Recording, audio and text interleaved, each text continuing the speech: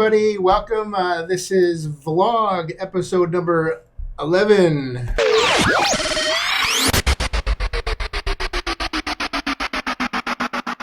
Now, usually I'm sitting here with Danny, but she is absolutely swamped with private money lender phone calls, and she's been on appointments all day today. So I went through the office and found the only person that was available. No, I'm just kidding. So I grabbed Mark, and he's our director of sales, and so I wanted to bring him in here because today's vlog episode is the comparison of the pros to buying single family compared to buying multifamily, because we get asked that a lot, especially from newer investors, what direction they want to go. And which direction they should go, I should say. And so these are just some of the pros. So I'm going to start out easy with we're going to do the pros for the single family properties. Number one is the price point. It's a great entry point for newer investors. The single family properties are typically lower priced than the multifamily properties. So it's a great way to get started in investing in real estate. Another pro of the single family home is that if something happens in your life and you need to liquidate and sell, a single family home traditionally is going to sell faster because there's more people in the market looking for it. Yeah, absolutely. The other thing, this is sort of a pro for the single family and might not be so great for the multifamily, but we're not talking about that. So the pro is that the rehab is going to be lower because it's just one property.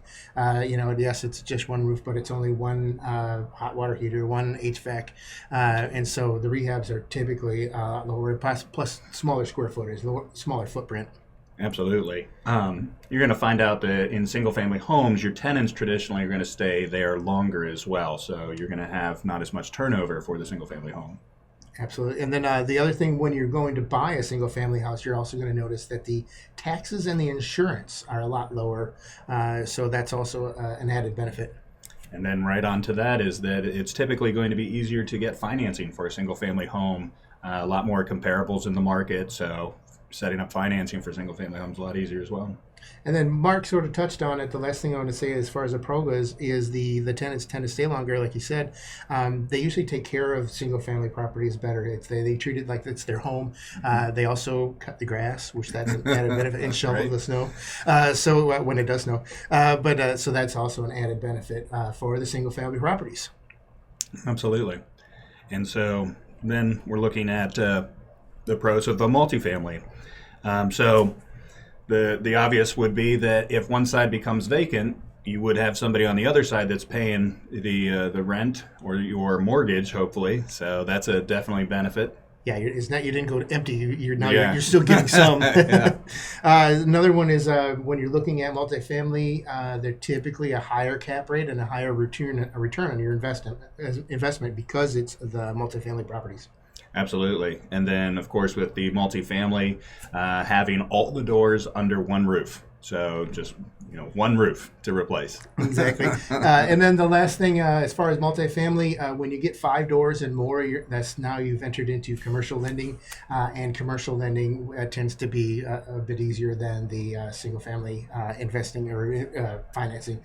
So that's the last thing that we wanted to mention on the pros on buying multifamily properties. Now, we know you like these videos short and sweet, so we just wanted to make sure that we ran through some pros on both sets of properties, and I'm sure we'll probably think of another dozen more by tonight. But again, so we're just going to end with this one, and we'll see you on another vlog coming soon, or a podcast, which are going to be starting soon. But again, remember, live where you want. Invest where it's smart. You got it. All right. Have a great day.